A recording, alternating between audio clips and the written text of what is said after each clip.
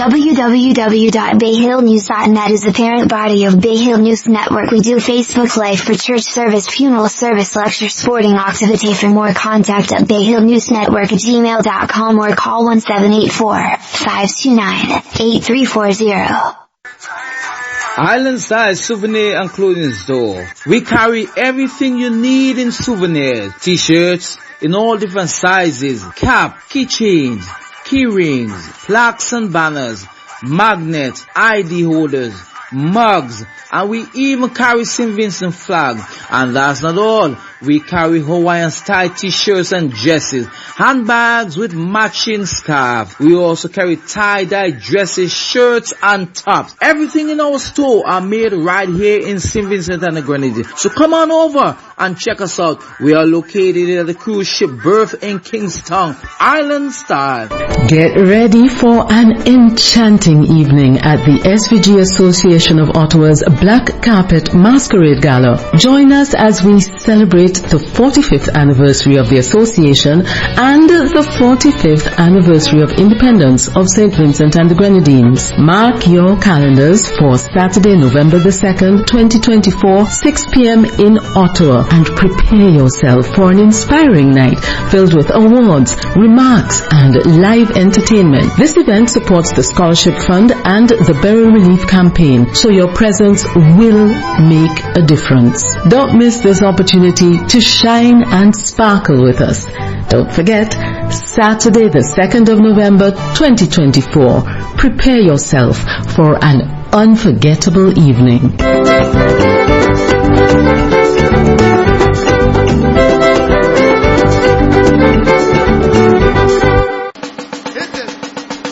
It's the Vin Abbott Show with news, views, and interviews. The music in the mix on Saturdays, 4 p.m. Kankadi Radio.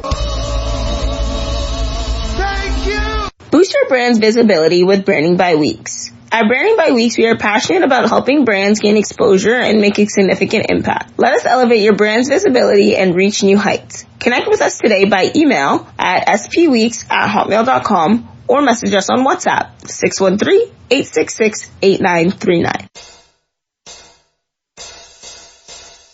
Join your host, Ross Bishai, for Stepping into the Light at Bihill Online Radio and Kankadi Radio. Ross Bishai steps into the light of food and agriculture, culture and liberty. Stepping into the light lifts the level of your self-consciousness, activates your collective security genetic code, raises your earthly vibrations. To win in this Armageddon, you must listen to Stepping into the Light with host Ross Bishai.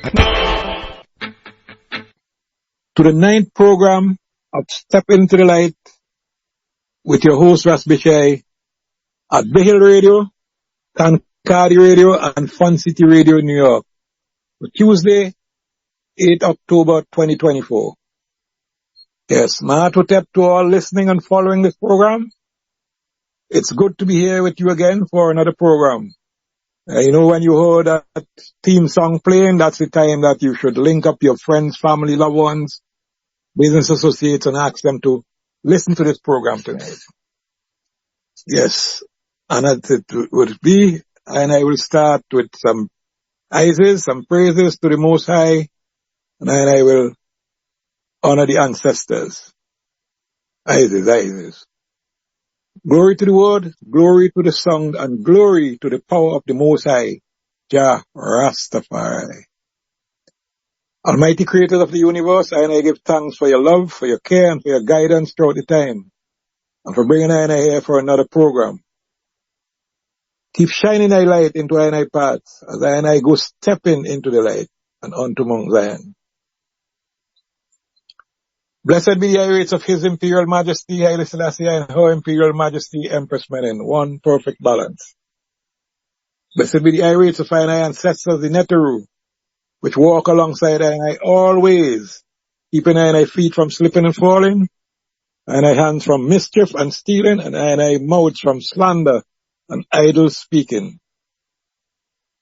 And I call on the goddess Maat and the 42 divine ones from creation to keep I people firmly on the 7 basic principles of truth, order, balance, harmony, law, morality, and justice.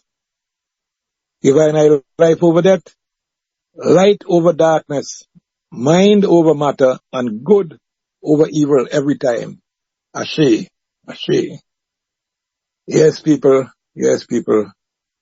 Acknowledgements. Yeah, we have to acknowledge and give thanks to the owners and operators of Bay Hill Radio and of their sister stations, Kankadi Radio, and also the sponsors of this program. And certainly to you, the listeners who make this program a reality. Yes, yes.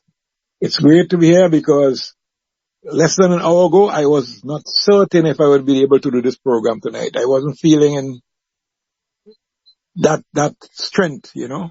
But powers to the Most High and the ancestors turn everything around. So that shows you how mighty the Almighty is.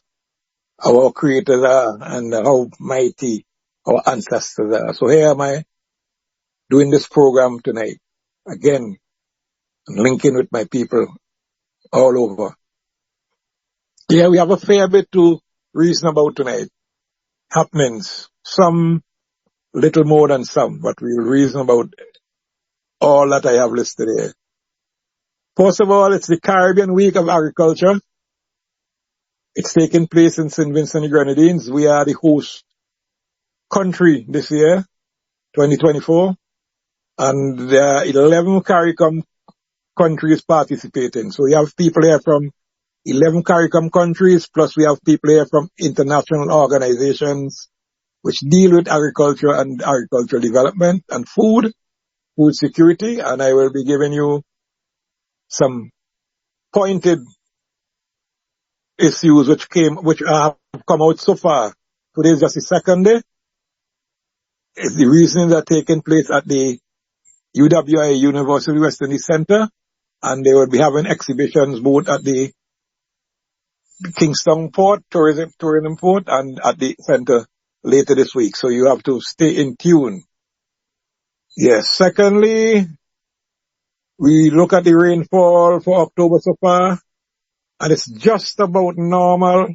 Some places are getting more than some. You know, the microclimate is different in some places. For example, there are days when we here in this part of the country, the southwestern part of the country, southwest, so to speak, Campton, Camden Park, Kittles, Lowman's Hill, Clive Valley, that part. We see all the big, heavy cloud formation to the east and slightly to the northeast, and we don't get any rain. And then when you call a friend in that area, it's raining. Okay? But today, we had some blessings, and yesterday we also had some blessings. So we're hoping that we have balanced rainfall in this month. This is a very important month. It's normally one of the wettest months, if not the wettest month of the year, October and November, historically. So we are hoping that we don't have too many heavy showers at one time to wash away whatever farmers have planted, but we have enough to make sure that their production is well served. We still have several very hot days in the month anyhow, very, very hot days. So the temperature hasn't gone too far away from us as yet. We haven't really felt a cool day for the year as yet. Yes, the other point is that farmers throughout the nation are still receiving vouchers for inputs related to the losses suffered in Hurricane Beryl and from the dry season, the intense dry season we had earlier this year.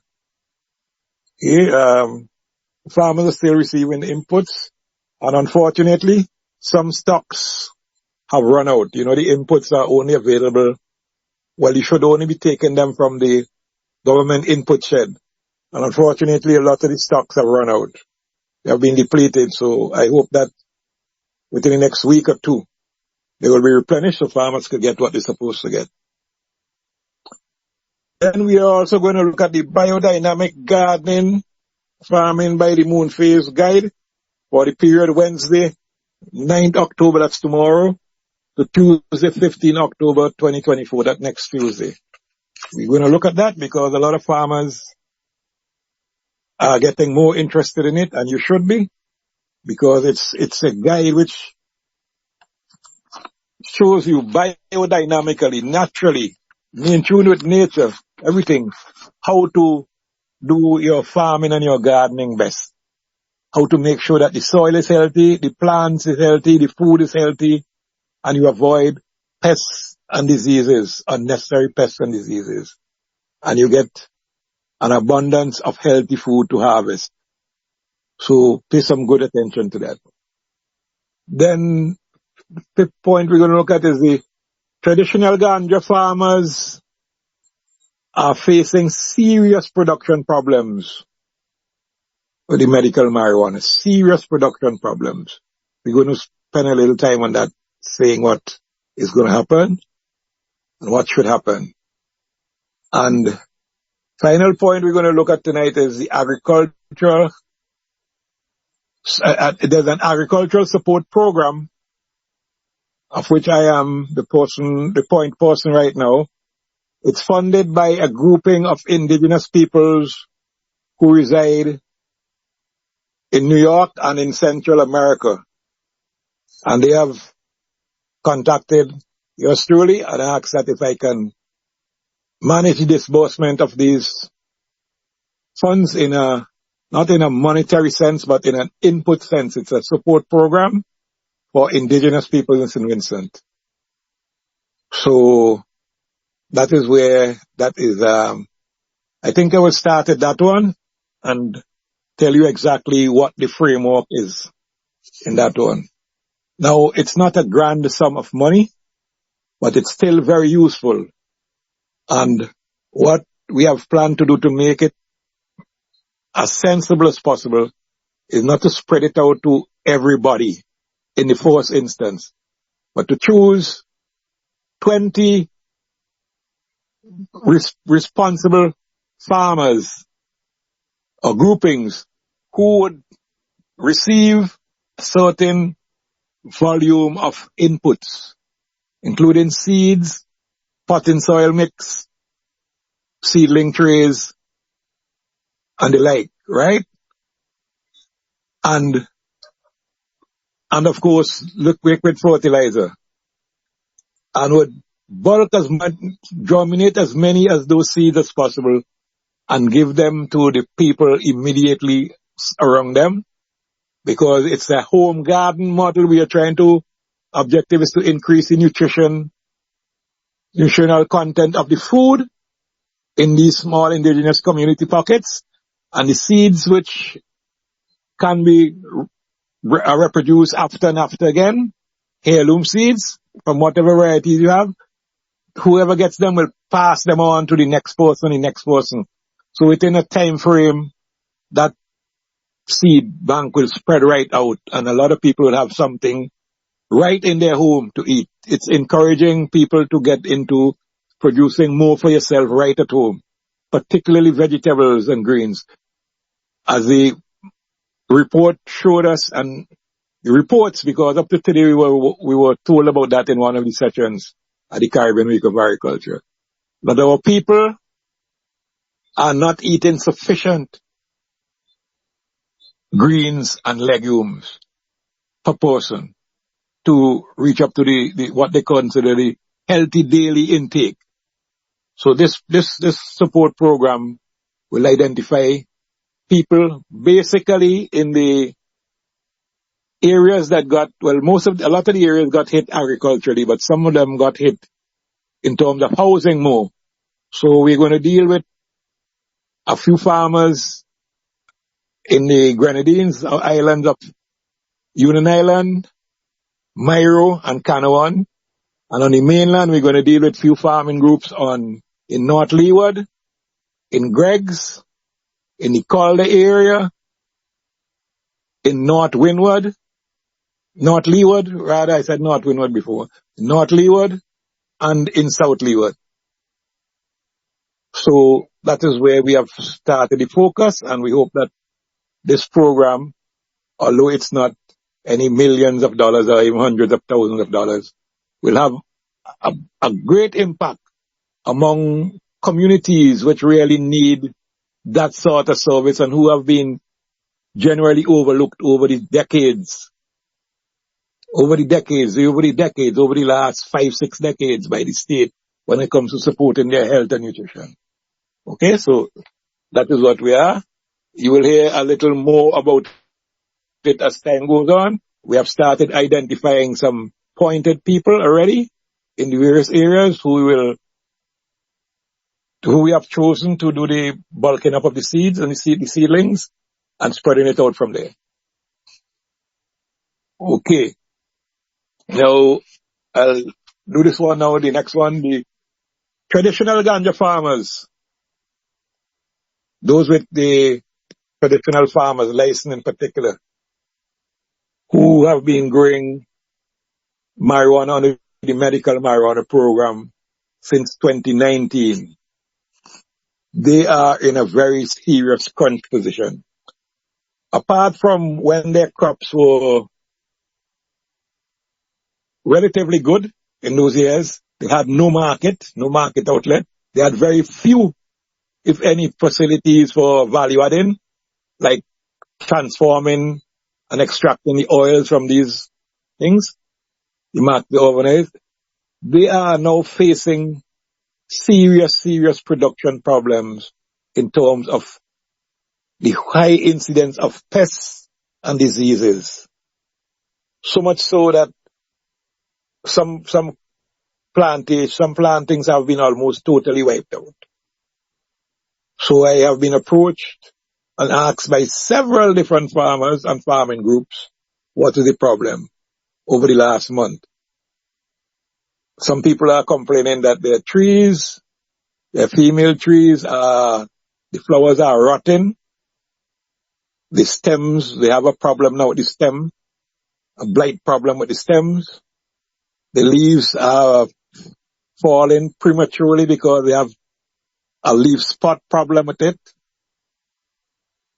And one farming group right in my area here told me that this year they found that over 80% of the seeds that they planted, which is the seeds they had harvested from the crop before and crops before, have turned out to be hermaphrodite plants.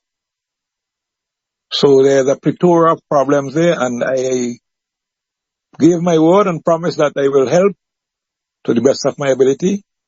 And what I have proposed to do is to have a seminar, small seminar. I haven't decided whether it will be 1 or 2 days yet, but will be 1 day, in a strategic area where we will get these farmers or representative of these farmers come and I will outline in detail the process which is necessary in producing good quality herb, good quality ganja, and that same process could be used in producing good quality vegetables also. Now, we have to make sure we are the people. We are not different or less than any other grouping, and we should not be sidelined. So that the system itself, the nation, the government by name, must find some funding for this row crop. Because our farmers, our traditional ganja farmers have been left at a total disadvantage. The industry has been built off the sweat and tears and blood of our indigenous people over 3 decades. When the rest of the world was painting this crop in the worst manner possible, like if it's an evil. Of course, that's what they believed. They didn't think. Otherwise, they would have seen through the darkness and see the light. Now, it's the most wanted medicinal crop on earth. So much so that one of the leading presidential candidate in America, the lady, who everybody is screaming for one reason or another, or most people are screaming for, not everybody certainly, because the other person still has a big following, has been shouting at the top of her voice recently that she is in favor, and she is going to, if elected, legalize marijuana in America. The same America that came here for nearly 2 decades with the helicopters, and who by their government policies of strong-handedness force our country's leaders to accept the helicopters coming here to raid our traditional ganja farmers' fields under the guise that it was something evil. But now everybody knows that what they were doing was train hunting. They did it in Afghanistan, they did it in Panama, they did it in Colombia, they did it in Jamaica, they did it in St. Vincent and Grenadines for a few places. These were the main places where they thought that where people had built up a reputation for quality marijuana internationally. Yeah, that is where our ganja was held with esteem in the late 80s and the 90s right up, held in big esteem internationally as a top quality medicine for various ailments and so on. They stole our germplasm and developed their industry, which is now of hundreds of hybrid plants and different cuttings, different types. And they are doing all different things with the seed now. Feminizing and putting on something to them to get them autoflowering and that sort of thing. And right now, our farmers here, traditional farmers, have been suffering in many, many ways. So when it comes to the production, whether it's herb or whatever medicine and food, I am one right up there ready to help and assist. So we're going to be doing that shortly. Okay? Yeah, so get the farmers lined up. This is serious business, and then just not production. We're going to do production and marketing. Because if you just produce and you have no market outlet, you're not making anything to talk about. So we're going to be in that in a big way. Yes, other things that we're going to talk about tonight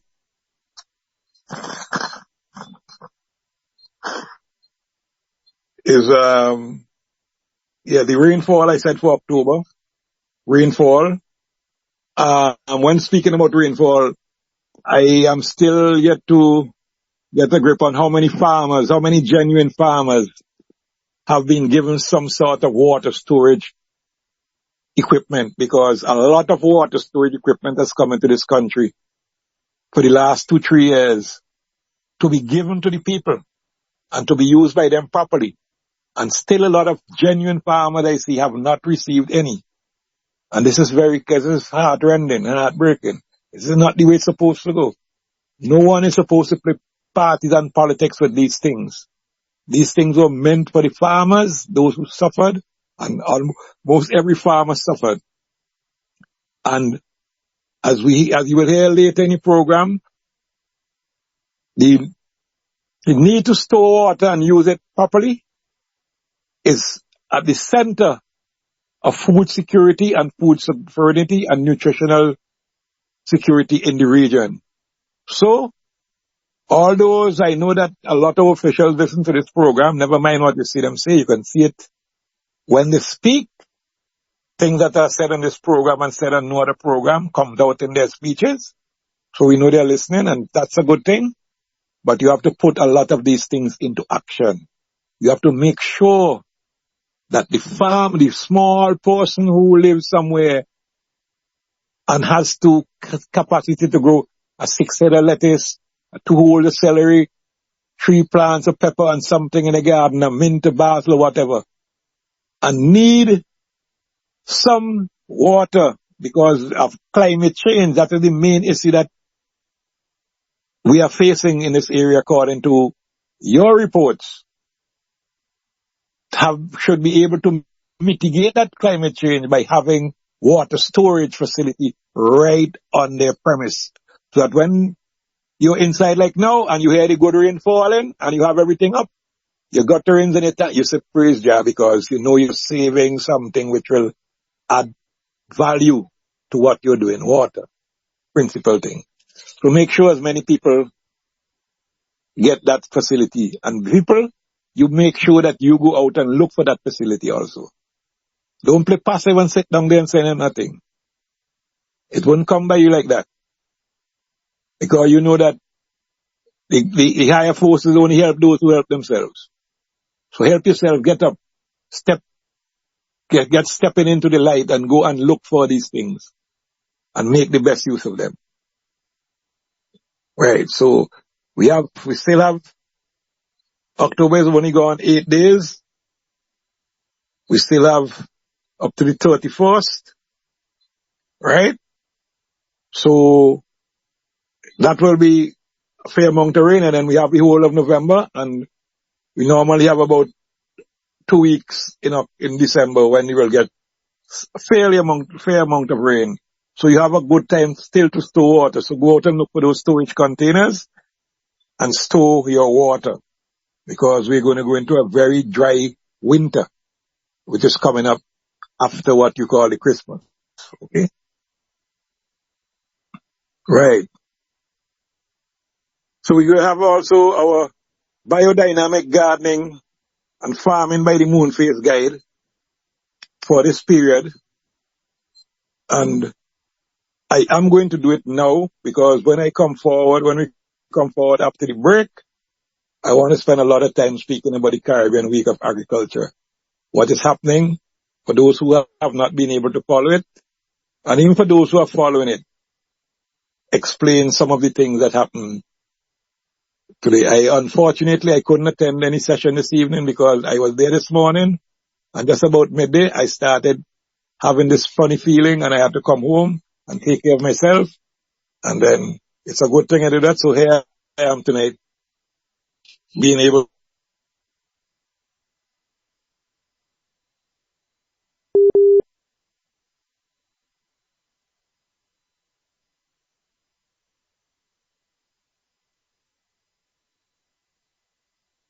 I'm speaking about. Don't try to mess up our program here, because the Hill is the leading station right now. So don't try to mess up the Hill's Wi-Fi setup. Yes. We are into a phase of the moon which calls for the planting of above ground short crops, annuals, especially leaf plants, but also corn. Good time to plant your corn. Herbs, all the herbs you have, basil, mint, thyme, whatever you have, sage, all these different things. Okay, sweet marjoram, fine leaf thyme, everything. Also good to plant cucumbers, and also good to mow lawns and to graft and prune. So tomorrow, with the waxing crescent phase still continues. That continues tomorrow. And then on Thursday will be the first quarter. You will see that moon and see how it looks. And some of you who have the experience will see which way the moon, as the old people say, which way the moon is hanging. It's slanted a certain way. And if it has like a curve where you can hook on up something on it, then certain things will be expected during that moon phase, that first quarter. Right. So on Friday, the 11th, the phase changes now to waxing gibbous. It moves from waxing crescent to first quarter, and after the first quarter, it starts getting gibbous, rounded shape, oblong shape, okay, globe shape. So it starts with a waxing gibbous on Friday the 11th.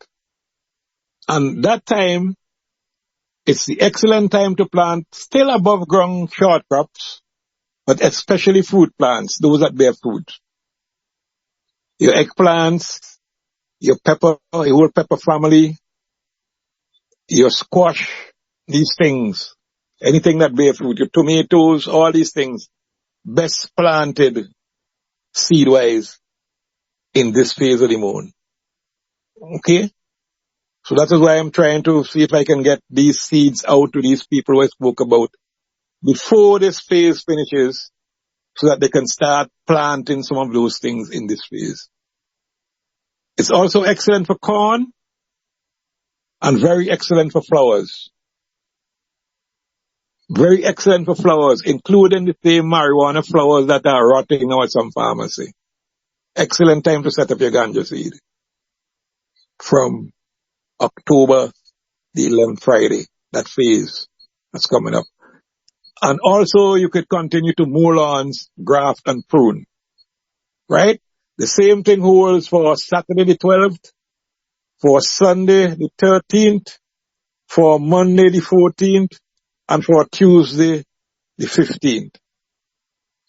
So this is a very good week for planting both all above the ground plants, both short crops, both those that bear many leaves, like lettuce and these kind of things and so on, kale and so on, to those that bear seeds and flowers.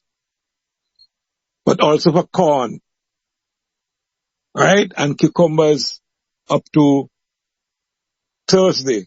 Excellent for cucumbers. So make sure that if you have any cucumbers, between tomorrow, which is Wednesday, and Thursday, the next day, that you set those cucumber seeds.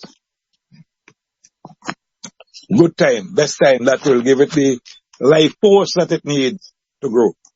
Not that it won't be if you plant it other times, but to get the real vitality and the real life energy out of it, you plant it best in that time. So that is your biodynamic gardening by the moon phase guide for that period. For Wednesday, tomorrow, the 8th of October, till next Tuesday, the 15th.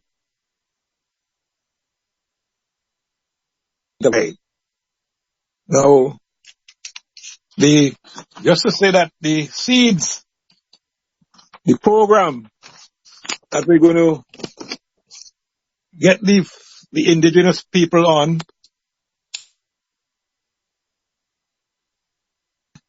they also have to follow a production and planting pattern which is similar to everybody. We want to do that so that we can keep the data properly. We can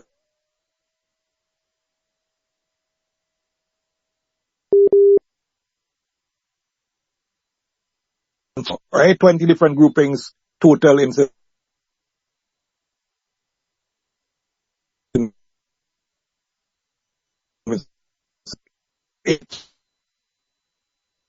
about, and we expect to take that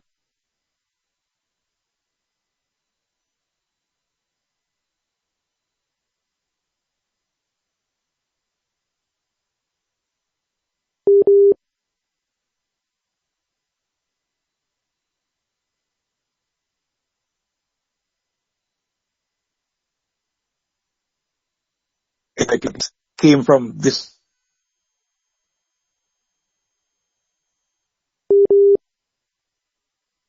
So we don't have to go any town and buy expensive food that is grown with toxic. We go almost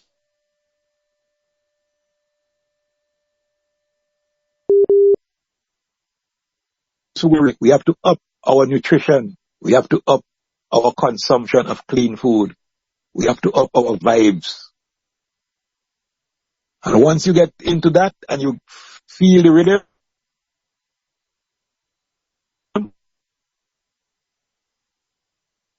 after 10, 15 people, not people, family,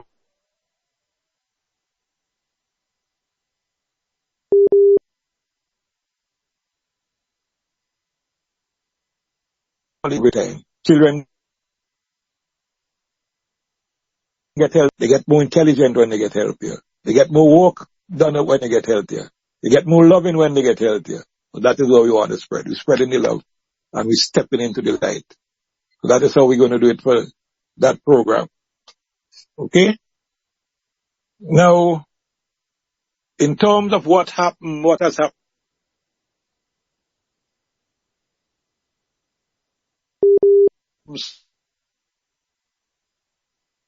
So the things have happened which the community should know. First of all, I want to say that it's a good effort. I want to publicly big up all the people in St. Vincent and the Grenadines who have put their efforts together to get this thing off the ground and to have it as it is. And all the participants who have taken place in it and who are still taking place in it, including the youth, the school children. I think there's a forum for youth in agriculture tomorrow, if I am right. Yes. The children who participated in various forms of drama, dancing and whatever you and so on. Right? That's a good sign. The level of organization said is good. No two ways about that. Not that there aren't any things that cannot be improved on. One in particular, before I get into the program itself, one thing that we have to improve on. Yes, Mr. Honorable Minister of Agriculture. I know you have done a good job, but you have good is good, and then you have better and best. So we have to try and reach there. Yeah. And then these things, as Bob said, you have to reach 7th Street. No sense of lingering on 5th Street and so on. The food, and this has been said to I by some of the guests who have been invited officially from outside. I have a brethren here from Antigua, Rastafari brethren, who works with this government there, and he's a serious brother, and I have to direct him where he can get food to buy. I have to still take him out before the week is done for him to get some real ital. Because the catering has not been stretched out to the people. And this is a serious thing. It's not just this program. It happens a lot of times. The catering has not been stretched out to the people who could cook vegetarian food properly and ital food. And we take it for granted that the people who come in here just want the same thing all the time. No. We are a country that have a high level of non-communicable diseases. And a lot of them, most of them are food related and diet related. So someone coming from outside who is not accustomed to eating a certain oil, and then you give the cater generally to someone who just cooks with any oil, all these pretty bottle oils on the shelf, which I know and other people know, have empty calories, they are health retarding, right? We don't want these oils in our diet. You cannot expect them to eat that food and doing it. So when you're catering, you have to cater for the widest cross section of people, and you have to take into account right now that the real movement of good people on this earth is for clean food, healthy food, right? Especially when it comes to oils and fats. Healthy food. So, when it's happening again, anytime you're having any function where you have to cater for people, you cater for the brethren and sistren who eat what you call vegetarian food, who don't eat meat and who don't eat certain types of oil and these kind of things. Apart from that, I said most things in the session are working well. But we cannot be speaking about food security, and climate change mitigation and not have a daily menu where the participants are not totally satisfied with the food that's been served for lunch and for snacks. Because this morning I looked at the snacks and most of the snacks there were imported. That's only to show you how we are reliant on imported food. Most of the snacks were imported food. Of course, I left home having had my little porridge and so on. I didn't eat too much because for my own choosing, I didn't want to eat too much. I have my nuts, my almond nuts. Should have had my peanuts, but peanuts are very scarce in this country, no, except imported ones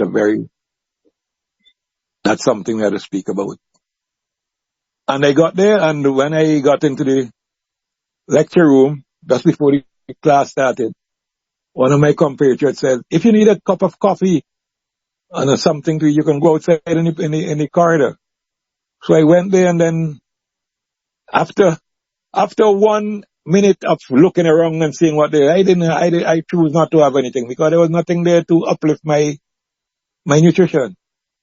And then I heard a gentleman who was there saying to a lady who was there, he said, this juice here, how much sugar that man take? This is sweet. So caterers, all who are catering, you cannot overpack whatever juice you're making with sugar. You can't do that. Yes, people must use sugar. I mean, brown sugar, but in moderation. So you can't oversweet your juice. And I'm not even certain if it's brown sugar. That is why when I go to most of these places, I don't really eat these things. So except I know what sugar you put in your drink and what oil you make, whatever it is, if it's a dalpri or whatever, I'm not eating these things. And lots of people same thing. Because people are getting more and more health conscious by the minute. And if we are talking about a healthy nation, and we're talking about zero hunger, because hunger doesn't mean you don't eat, Hunger means you're not eating the right thing. Because you could eat a whole big pot of foolishness and you're still hungry. You're belly full, but you're hungry. Hunger is a matter of good nutrients, good nutrition. Okay? Right. So, that is where we have to go. Now, some of the things that came out of the workshop in the last 2 days, right? And some good things came out. No two ways about that. First of all, the four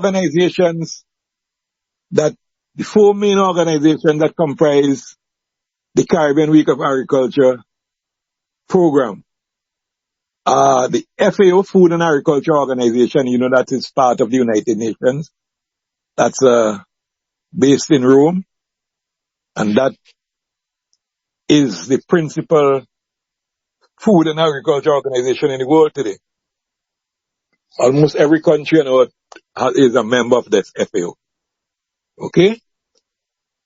Then you have CARDI, the Caribbean Agriculture Research and Development Institute, an organization for which I worked in the early days, in the early 80s, and a leading organization in the region.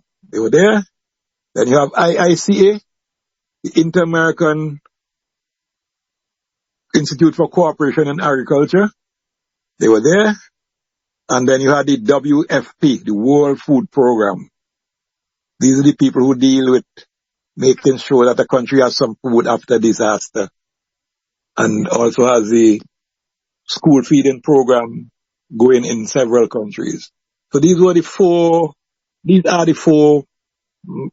major organizations that organize everything.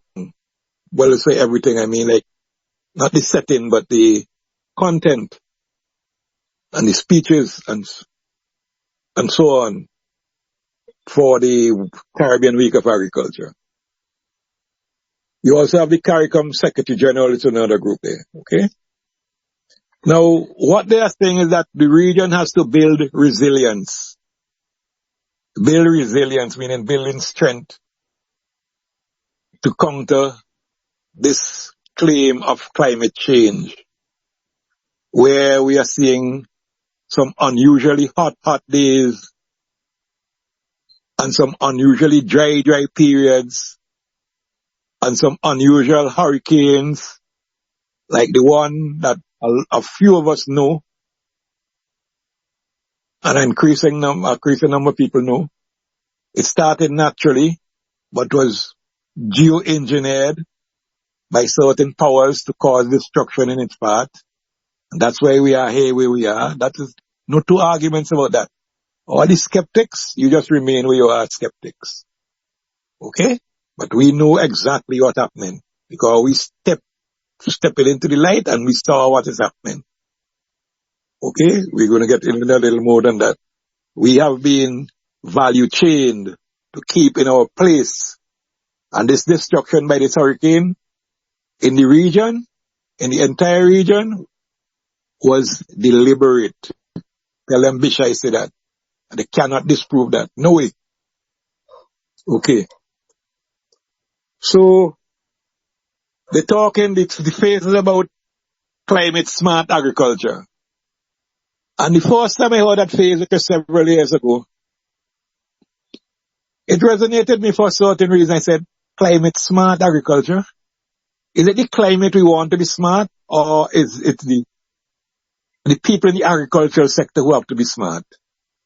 The planners, the policymakers, the farmers, the business people, and the consumers. We are the ones who have to be smart. We have to be smarter than any climate, because they are manipulating the climate.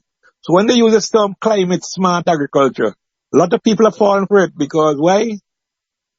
We as a people, especially, and I find it up, the higher you go up the intellectual and academic ladder, is the more these people adopt the narrative of the people out there.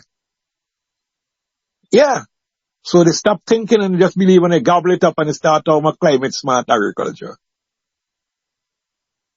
Well, if the climate in the case of burial was smart, well, we really have a lot of catching up to do.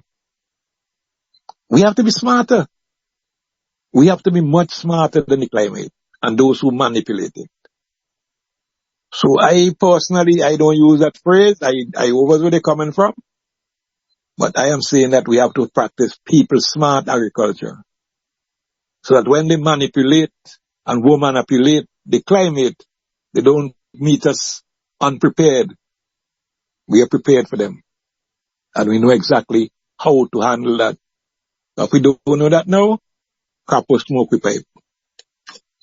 Okay?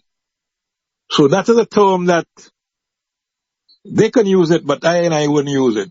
We know where they're coming from. Climate smart agriculture. It's time that we develop our own narrative. We are no less creative than anyone on earth. Don't let them fool you. Not because these organizations must be funding, the regional organizations. You have to just go with their narrative all the time and say what they say. Because they have their own dark meaning in these sayings. And if you're not stepping into the light, you can't see it, because you're still in the darkness. Still in the darkness. Okay. Then the World Food Program, they have invested in data and infrastructure, data and information systems, which is good. Which is good. And we the people should avail ourselves of the information there and the methodology and use it to our benefit. Data and information systems. Now remember that the region has signed on to what they call 25 by 25, and that is reducing the regional food import bill, which in this case is some $6 billion a year for these countries, these 11 countries. $6 billion United States dollars per year. Okay? In imported food. Almost half of it is total crap. And they are they have invested and are invested in data and information systems. And that is the right phrase to use. Systems. But here now they must revert to the narrative of these people who are pushing this thing on us about climate change. They must talk about their food value chains. But they're getting weaker with that narrative, is getting weaker. Weaker and weaker. And I dare any one of them, any one of my colleagues, any one of the people in this setting right here now, at this function, to show I why is the chain in these systems? Where does the chain start? And where does the chain end? And who is holding what are at both ends of the chain? Because we know what chains are. We know. We know what chain. Oh, people been in chains for over 500, 600 years. So it's more about the bad end of chains than our people, our ancestors. And never mind how you coin it, a chain is still a chain. And we refuse to be chained in this time. Here you come with the right information, investing in data and information systems, but then in network chains. No, don't try to chain us.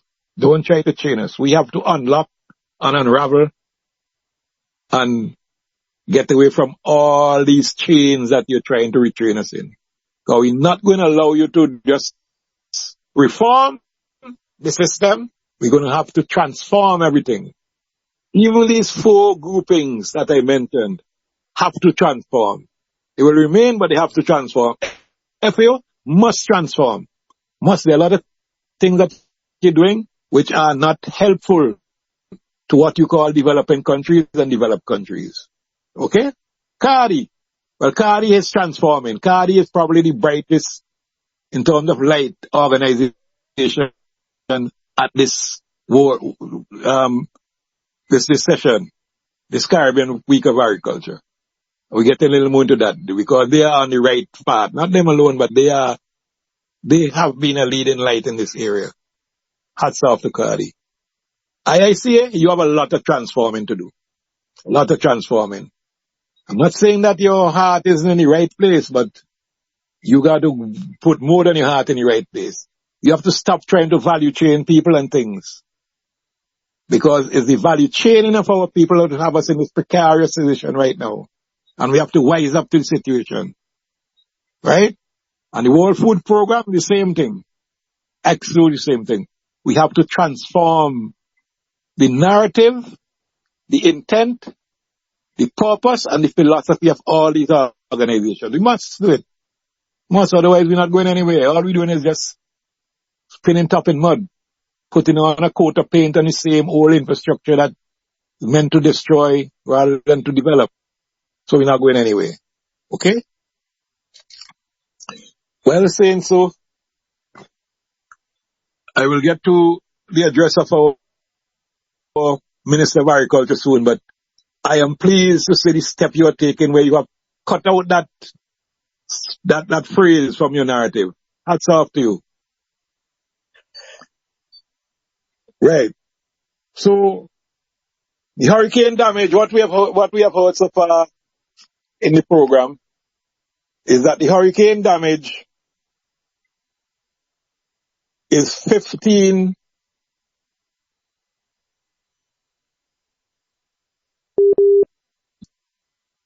million US dollars.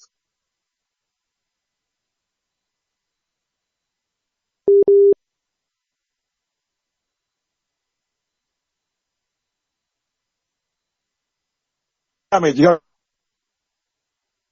hurricane 25 by 25, the 4 barriers, they have been set back tremendously by Hurricane Beryl. Okay? And the effort and the mentality is still there to reduce the food import bill by 25% by 2025. So we're going to look into that a little later. What we're going to do now is to make sure that we give some time and space to our stations and our sponsors and of course to the listeners. Let us hear some ads from our sponsors and big up our station. It's the Vin Abbott Show with news, views, and interviews. The music in the mix on Saturdays, 4 p.m. Kankadi Radio.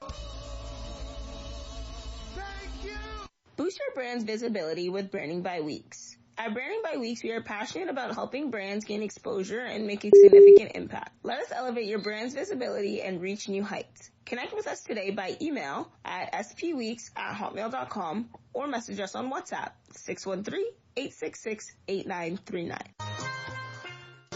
Hi friends, what's happening in your corner? Be it a group meeting, a sporting activity, a community activity, some upcoming event. Whatever is happening in your corner, let us know. We'll share it on Kankadi Radio.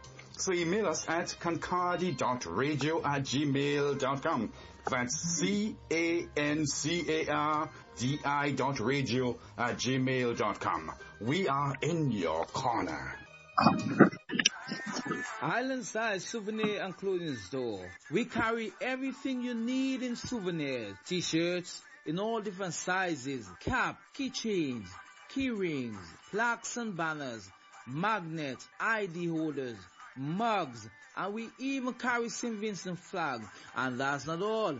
We carry Hawaiian style t-shirts and dresses, handbags with matching scarves. We also carry tie-dye dresses, shirts and tops. Everything in our store are made right here in St. Vincent and the Grenadines. So come on over and check us out. We are located at the cruise ship berth in Kingston, Island Style. Join your host, Ross Bishai, for Stepping into the Light at Bihill Online Radio and Concordi Radio. Ross Bishai steps into the light of food and agriculture, culture and liberty. Stepping into the light lifts the level of your self-consciousness, activates your collective security genetic code, raises your earthly vibrations. To win in this Armageddon, you must listen to Stepping into the Light with host Ross Bishai.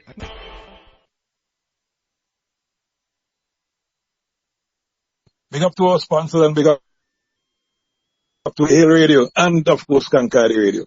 So as I was saying, despite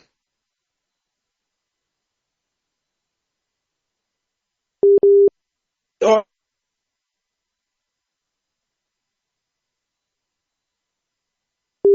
the basics, I am not, well, the week is just about halfway. So I haven't heard as yet. I don't know if they were in any program this evening. The way that real development is going to get down to the grassroots organizations, which are not government-owned organizations, but community and private sector organizations. How are they going to benefit? And they have from all this grant money, this aid money, this development money, this development assistance, and whatever that's coming into the area. Right? How are they going to benefit? And how are they going to implement this program if the requisite training, the requisite financing and packaging isn't in place for them? Now, I'm going to relate to a statement, an address that was made yesterday.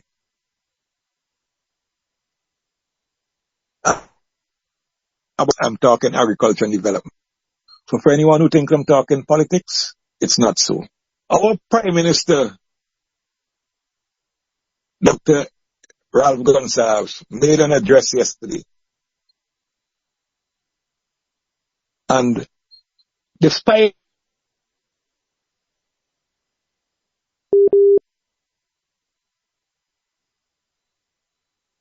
it in terms of what it's worth, in terms of the timing, in terms of the forum, in terms of the it was a well-delivered speech. Lots of the things mentioned in there were never mentioned before, because Wisconsin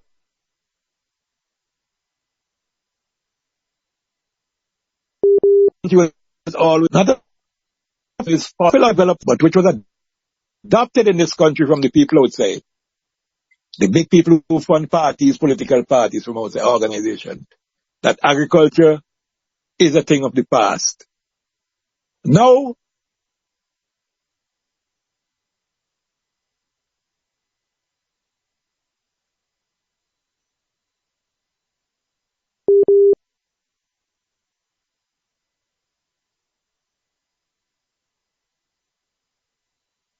all the gathering 5-7 years, none of them is more important than this one, Caribbean Week of Agriculture.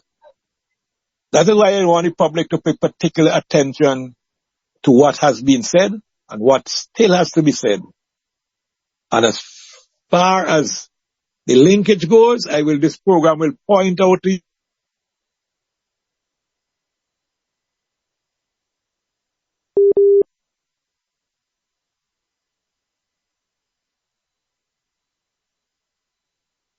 I'll get the research. This is not the time to believe. This is the time to know. And this is the time to work together. No one hand.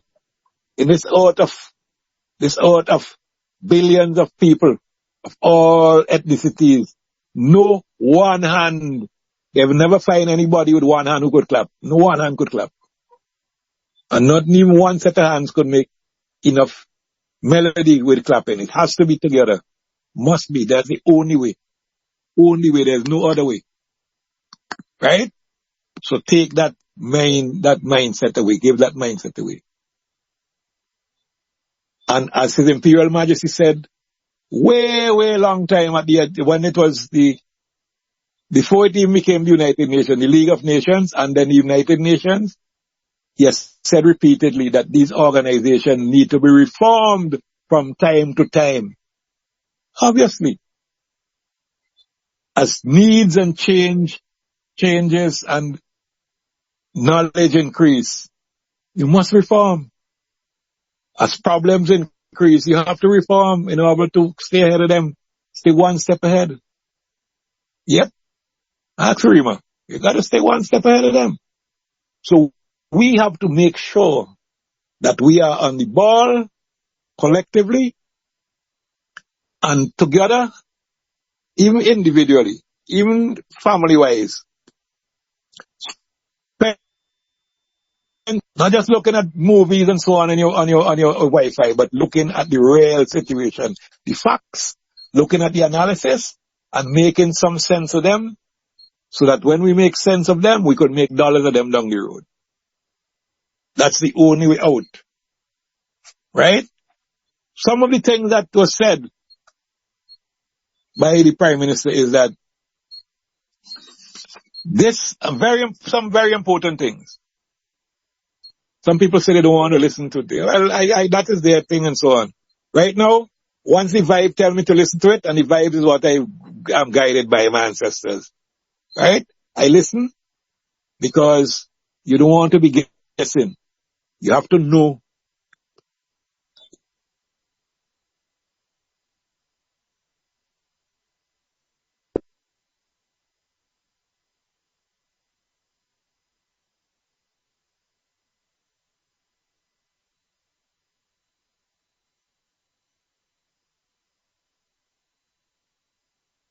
Clive Valley has no mountain. Clive Valley people walk up to York Mountain and other mountains around them. And my grandparents and great-grandparents were the first generation of people who came in these areas. Camden Park, Clive Valley, Kittles, Lomans, Chauncey. They got land in the mountain areas. And in those days they were donkey carts and so on. But the road deteriorates so much now that you could hardly recognize the road. And nothing has been happening, nothing.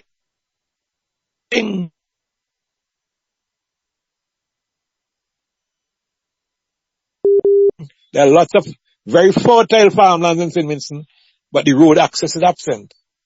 So, while they're speaking all these things, the big countries about adapting to climate change and, getting climate smart and so on, you get smart too, and we get smart, and put the money for the infrastructure there. Because never mind how you check it, you haven't paid our ancestors for their blood, sweat, and tears during plantation slavery. And this is only part of it. So we need that reformed.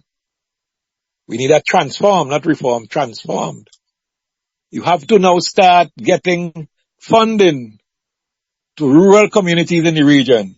And speaking of St. right here, where people can have good access to and from their lands.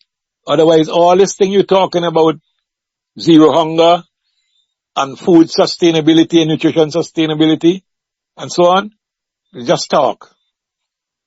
Just talk. Put your money where your mouth dick. So let us make sure that whatever government is in office, wherever, they get the funding, the requisite funding, to put roads, feeder roads, farm roads in place, so that by the time they leave office, these things will be there. You're building for the future generations. The other interesting I found very interesting in what he said, and when I heard these things, I said, well, we ain't guessing now. We know that the people who advise him and inform him and advise the whole country, not just them, they listen to this program, because we have been saying it for years. And it's glad that people are listening, and that people are not just listening, but they are adopting, they have come around to the reality that what has been said is true. So again, big up to Be Hill. No two ways about that, because you don't hate on any other station. Period. Okay? Is that the attitude of our workers, our young people in particular in this country, leaves a lot to be desired. And yes, where, without a doubt, that the agricultural wage has to go up, must go up, and go up significantly. If we are to get where we're supposed to get, like reducing 25% by 2025 and beyond, we have to train and retrain a completely new workforce. Right now, and this is what people all over the country have been saying. If you look at the way how the people in the road cleaning gangs work, they go out, and after an hour and a half, most of them tired, sit down on some bench or something. Not fit, and they don't have the mindset is not there. Okay? So if we're going to be producing the food we need in terms of quantity and quality, and making sure we get those food systems, production, transformation, and marketing running properly to be competitive in this new world, on this new earth, we have to have a different army out there. So we have to recruit real soldiers to work a day and still want the full maximum pay. It ain't gonna work so. Nope. First of all, we have to make sure that these people have the energy to do it, the healthy. Second, we have to make sure that they have the mentality and the mindset to do it. Thirdly, we make sure that they have the know-how to do it. And fourthly, we make sure that they have the tools and the technology to do it. So training is important. And when we get that in play from there, and the training doesn't have to be, in this case, a lot of the training has to be from private sector. When I say private sector, I don't mean big, I mean small people in community, organizations. Okay? Even grouping that they tend to call NGO, but they're not NGO, they are governments in their own rights. So the governing and the governance of the country has to be diversified, so that people, regardless of their political or non-political outlook, must be funded and must be given the opportunity to be developed to achieve that goal. And while they say goal, that is the word we have to use. Anytime anybody talk about target, that's a word that puts a blight on you too. Because anytime you target anything, you become a target yourself. We are looking at goals. We don't talk about target. Create and use our own narrative. Forget about these words about target. Targeted species, targeted this, targeted market, targeted group of crops. No, we're not targeting anything. We are setting the goals so that we can achieve. When you go to a netball game, or a football game, or a hockey game, it's goal we're talking. If you're in school, you can't win. Nobody never beat anybody 0-0. So you have to score. So we're talking goals. We're talking a target. So what they say now, what they said yesterday, that the food and nutrition security in relation to that, they are seeing expansion in several countries of the 25 by 25. They are seeing expansion in several countries. That is what was said to be. We might not be seeing it in St. Vincent and Grenadines, but they are seeing it in a lot of the countries that are involved. Then the infrastructure investments, as a question I asked,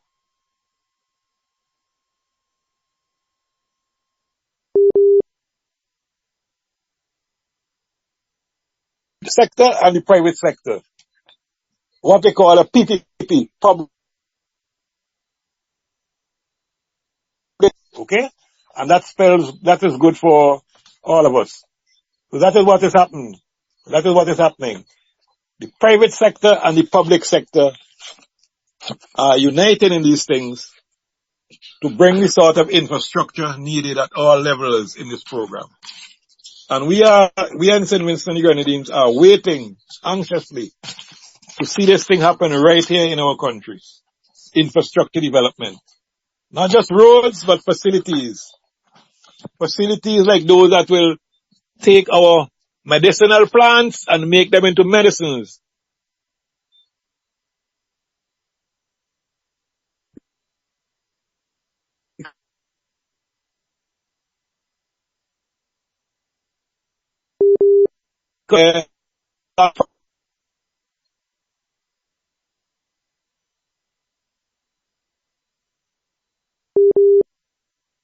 Bad nutrition, and you're not allowing them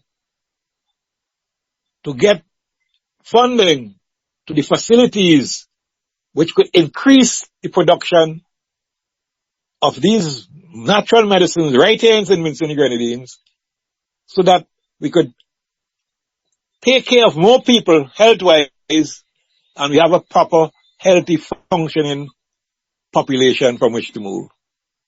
When you find people from all walks of life in this country, a lot of civil servants from all levels, police, port, teachers, bank workers, other people, and private sector people, looking now for natural medicine and getting the relief they need from it. Whoever is in charge and responsible for making that natural medicine must be funded. There's no two ways about that. Stop trying to keep our people back. Stop trying to value chain our people and feeding them this crap. We cannot be talking about health and still sending people to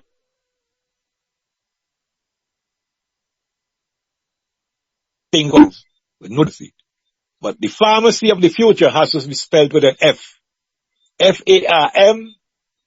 Pharmacy. Okay?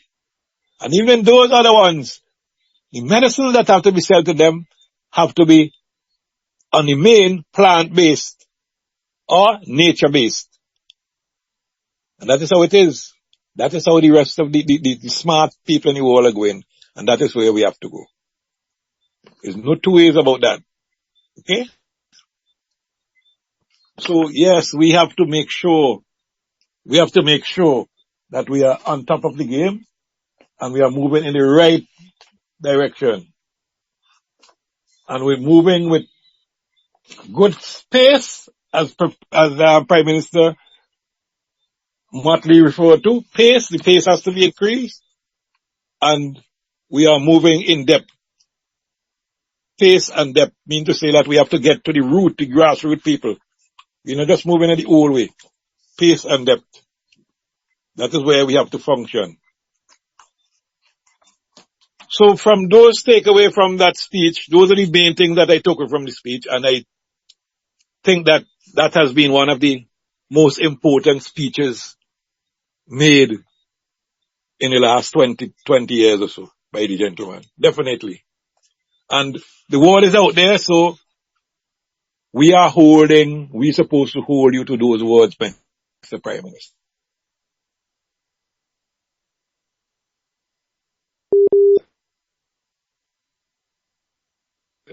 That we hold, because those things are coming from the bowels of our people. And if we are going to make any headway, and we're holding them, not just for you, but nationally, anyone who gets there have to keep that in mind. That is the only way we can go anywhere. Only way we can go anywhere properly.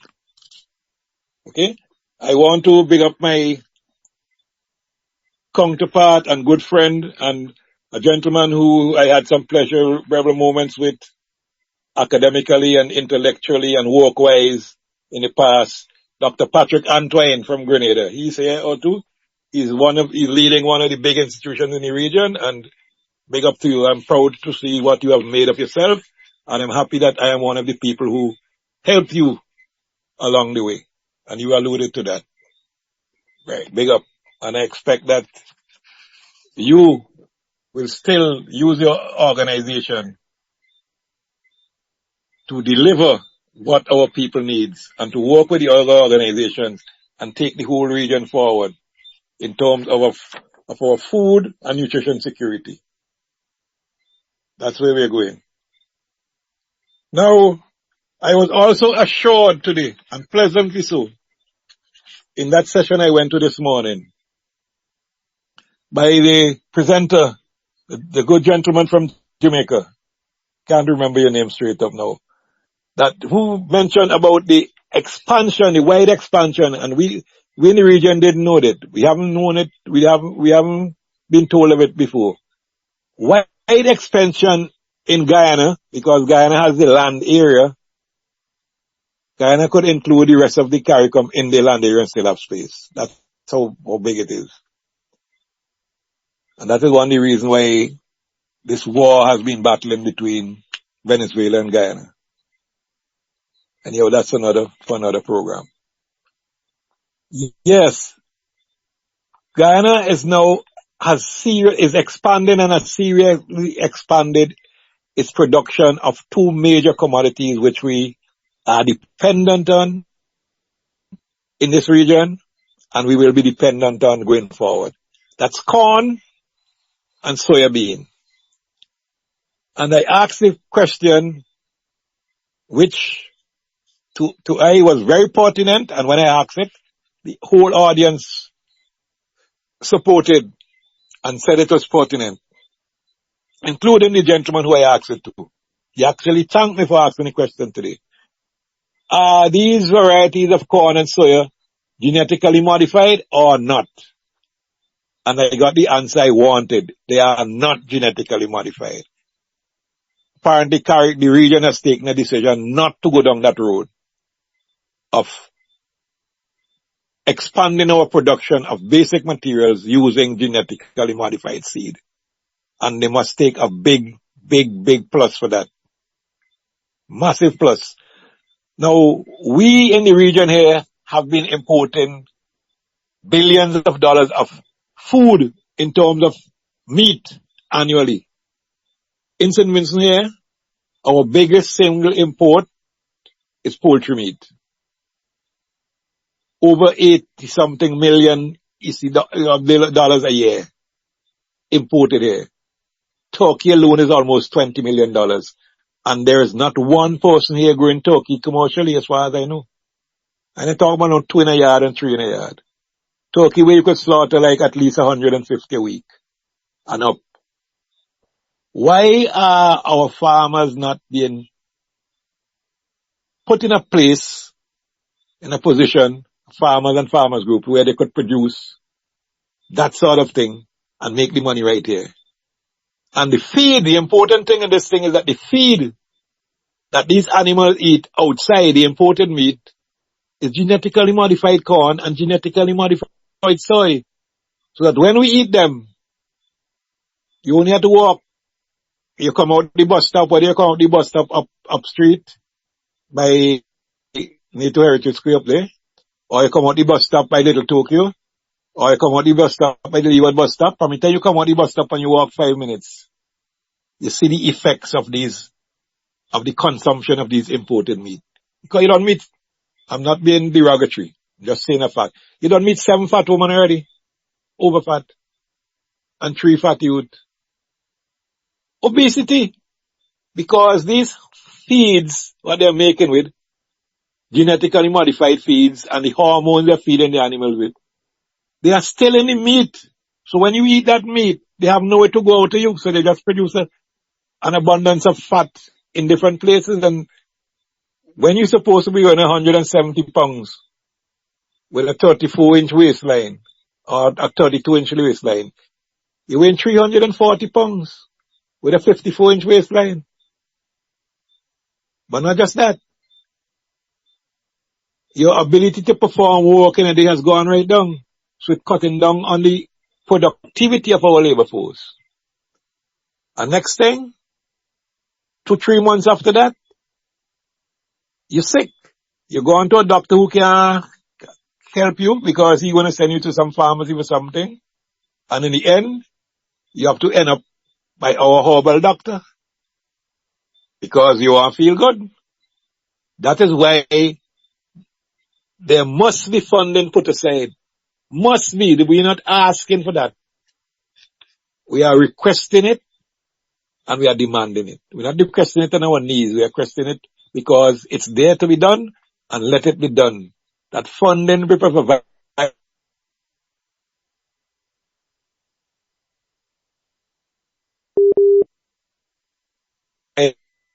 It is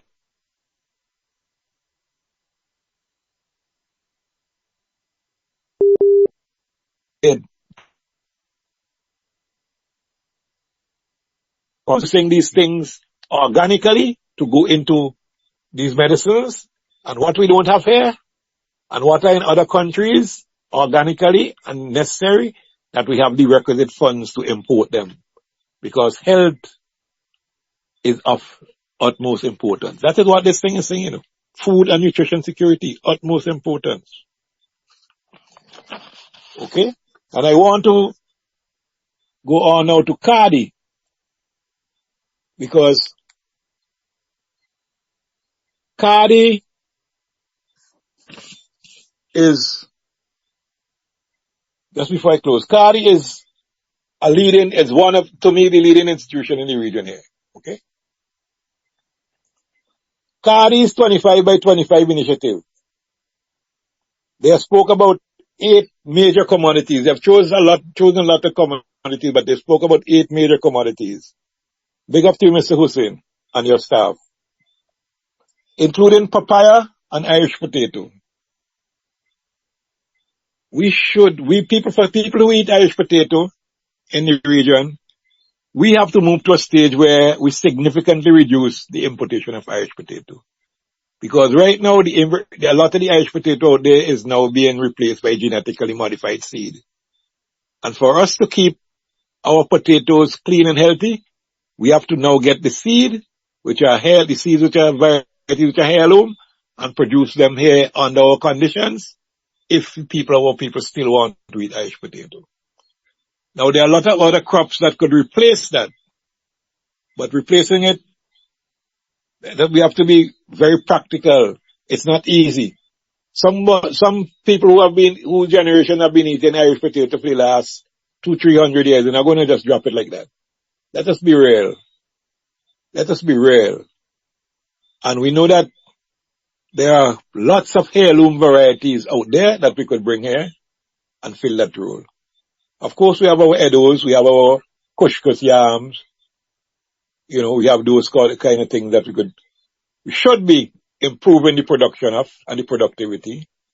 But to widen the base, we will still have to do some Irish potatoes.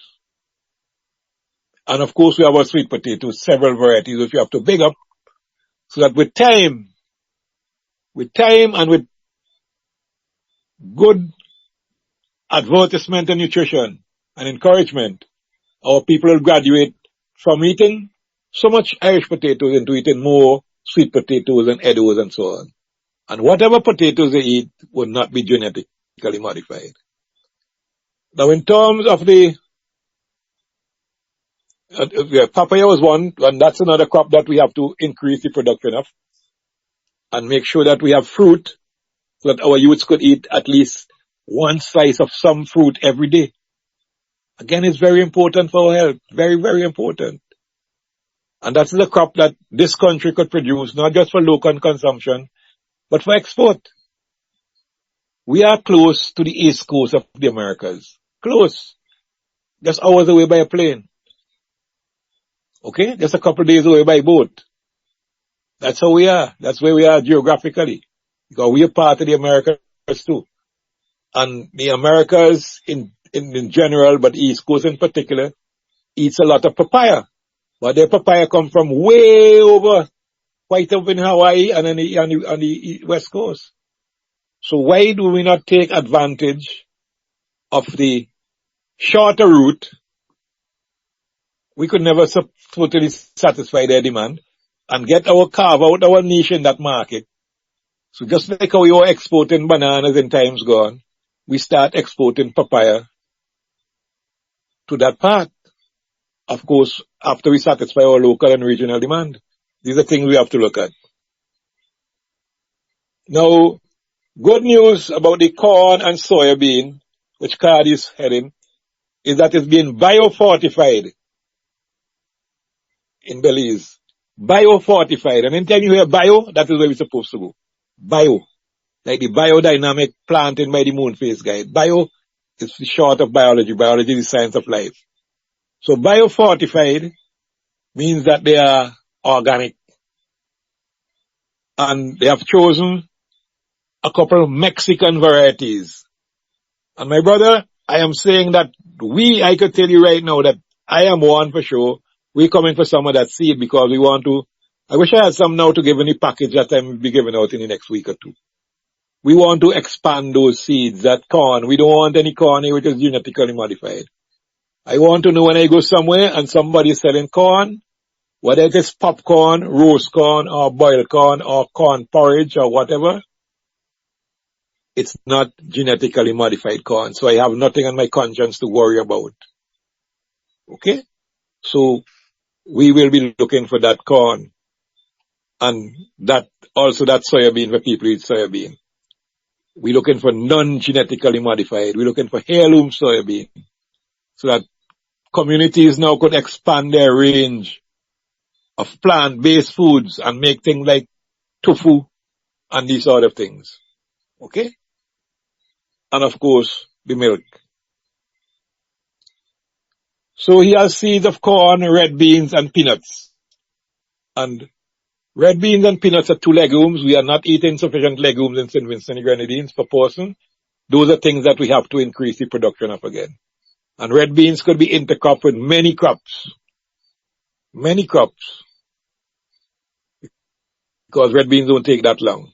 Could plant red beans intercrop with many root crops. Many.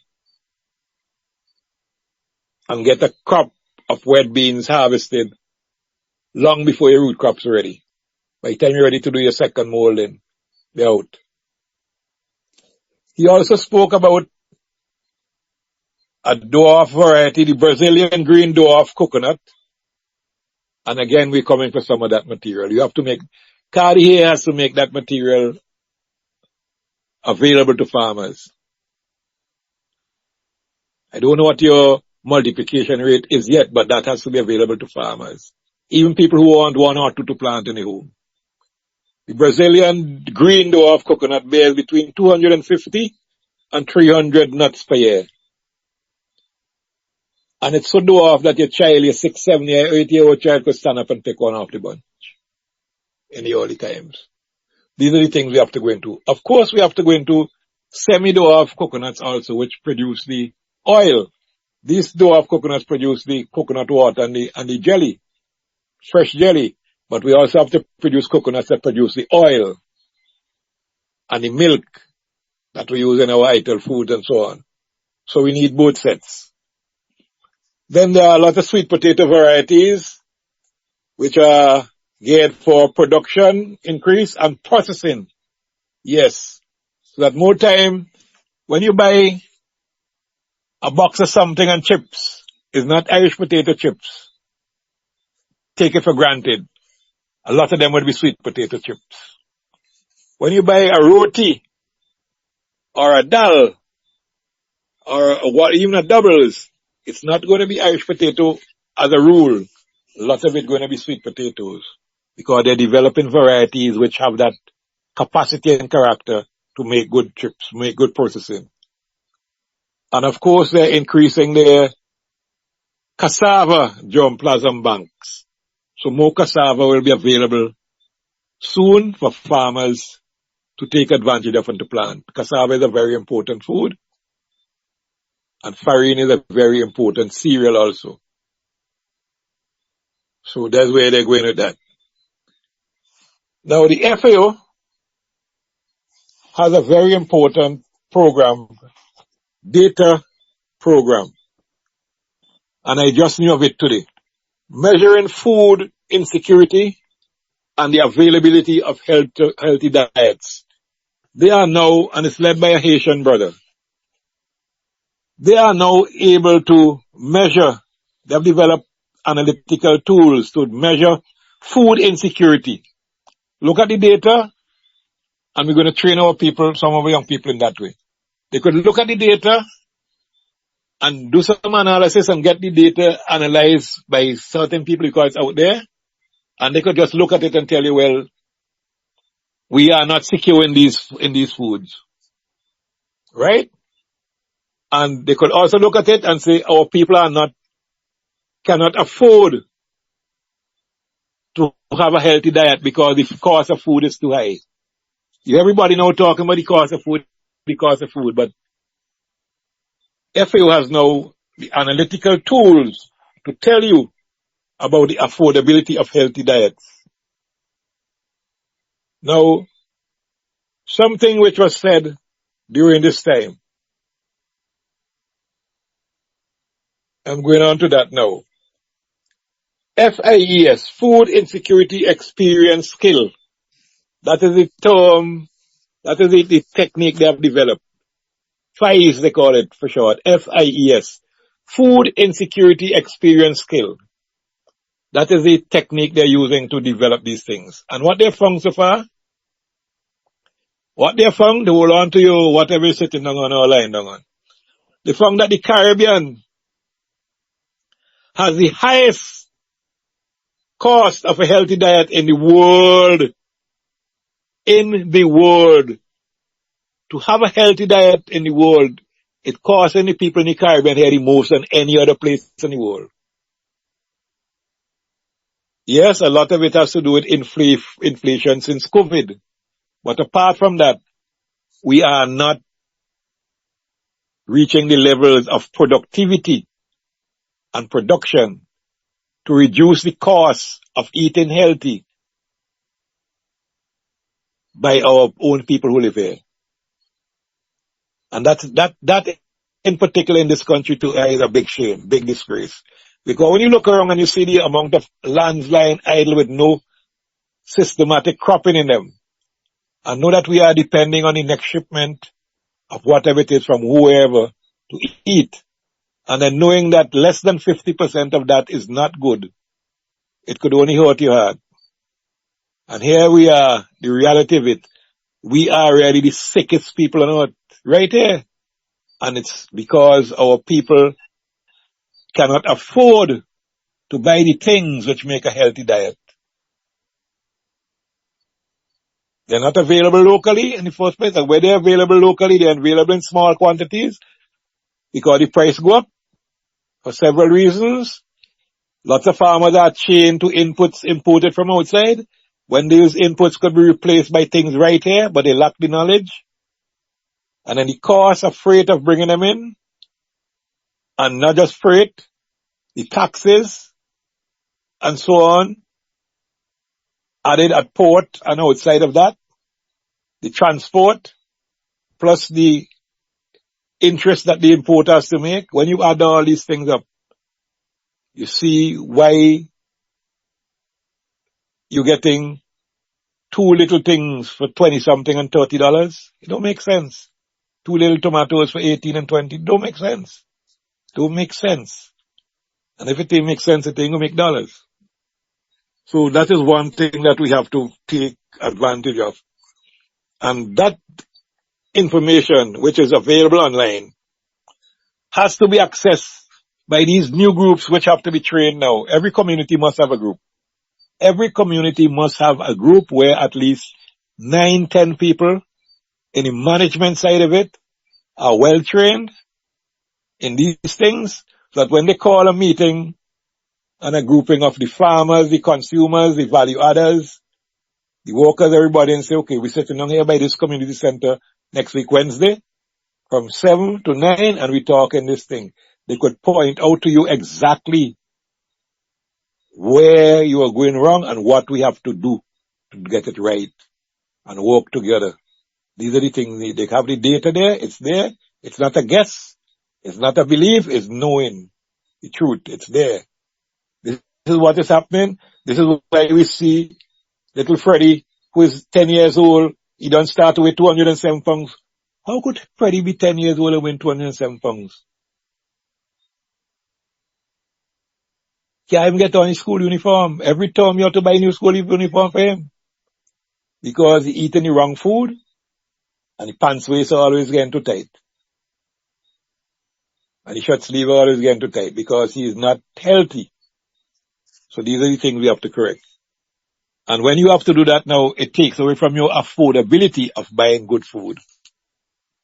When you add to that you have a little 100 square feet or 200 square feet of land in your yard, your backyard, and you're not growing anything, you don't even have one pot with some lettuce in it, we know that you're not really serious. So these are the things we have to correct. This is the way we have to go.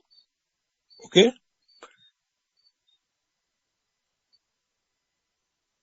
The World Food Program is in charge of our school feeding program, school meals program, and of social protection. And they have a very important role to play. And they have to link, they as an organization have to link with the right people. Of course you work through governments, but not government alone, because a lot of governments play politics, party politics. Lots of them all over the place. And a lot of people get marginalized because of that. Now in this new paradigm, where everybody counts, you have to work now with the people in the community and beyond who are not necessarily politicians or party, have any real vibes about parties and politics. They are interested in development and progress. These are the people you have to work with. No two ways about that. No two ways about that. That is why these organizations themselves have to be transformed in their whole modus operandi and of course the narrative. That is why they have to be transformed. So here we are. We have to get in touch with the World Food Program wherever you are, because every household that I know has some child going to school somewhere. And the school's meals program is very important. We want it within a few years to consist of at least 70% locally produced food and clean food. And that's our farmers and our people who prepare foods and add value to them in whatever it is. Whether you're making groundnut sugar cake, you're making sweets, you're making puddings, you're making juice, you're making snacks, whatever. They have to be healthy. They can be healthy. You're not going to sit down by no school and sell people things which will give the children type 2 diabetes in a couple months or a couple of years time. Not at all. That's a nutritional standard we have to set generally. And we're not supposed to even wait on government to set those standards. We as a collective people have to set those standards and make sure that they are enforced, they are put into place, they are implemented. And that leads right to the input. And Brother Minister, I know that you're listening. I know that several people also listening will tell you. We have to drastically change the nature of our agricultural inputs. I know you can't just drop all the chemical fertilizers that you're bringing in one time, because a lot of people who have been relying on them for decades, they have to get conscious within themselves that these things are not, as a matter of fact, they are reducing the fertility levels of our soil rather than building them up. Okay? And these are not the things of the future. So they will take some time to adjust mentally. But in the meantime, let us say this amount of fertilizer that we get from Morocco every year, at least 10,000 sacks. You could split that. You could say, okay, we have to cater for everybody. There are people who don't use fertilizer like that. They use organic stuff. And Morocco is the leading country, one of the leading countries in the world, if not the leading country, in terms of organic rock phosphate. It's very important for countries like us because our soil naturally does not have much phosphate in it. And whatever phosphate we have in our soil is locked up so that we have to use certain microbial inputs to get them released. So when you go in there next time, you ask for half of whatever they're giving you in what your custom bring in. So we don't cut that back by 50%. We don't cut that by 50%. And you ask for the other half in what the progressive farmers need, including our marijuana farmers, organic soft rock phosphate, which by the way does not leach out of the soil quick. It's not a urea that from the time you put it on and before you reach home a shower, rain come half gone down in the river. It's not that. It's not a chemical fertilizer that does not encourage the growth of soil biology, like our worms and our millipedes and the things that break down compost, and our, most importantly, our microbes. Right? So there's no bio in it. There is no bioforce in it. So we have to change. But I said, we're not going to drop it drastically on the people because that could cause some confusion. We're going to do it in a way which is balanced, because balance is the third law of our people. The third principle. Truth, order, balance. That's how we're going to do it. To make sure that we have the right type of food, the right quality food, to feed ourselves and particularly to feed our children, especially in the school feeding program. Right? That's going on. And talking about that program, because the government is in charge of it, I'm saying straight up, the people who get to participate in the program at this productive stage, who produce any food to go into the food program, you should not be choosing them because of partisanship. You have to choose them because they have the ability to produce clean food. You don't want any food laced with chemicals and pesticides and herbicides and inorganic fertilizers going to feed our children. You have to stop it now. Start the transformation right there. Give it to people. I'm not saying don't give party supporters, but only those who are producing clean and healthy food for our children. Do not try to value chain our children and stymie them early with the non-communicable diseases before they get a chance to reach to a decision-making age. Let them have their youth and their vitality and their vigor to grow and be healthy people. That's the only way we could heal this country going forward. No other way we could heal this country going forward. So with that, I would like to wish everyone a pleasant week. Right now as you speak, rain falling on my roof. So I don't have to get up early in the morning to go outside and wet my few plants that need wetting. Nature and the ancestors and the creators are taking care of that for me. Right? I also have something collecting some water, so I'm going to save some water in future. I hope that you get to that stage. Demand, go collectively. You don't want to go one-one. Find the other people in your community or your adjacent community who need a tank and hasn't got a tank, and go and demand your tank. Because there for you. It's there for you. Never mind what they tell you. Never mind who want to share them out at a particular time for political ups. The important thing is to have the tank now that the rain coming, so you'll have rainwater going into January, February, March. So with that, I say have a pleasant week. Remember to plant something above ground crops. And until next week, Tuesday, it's Exodus.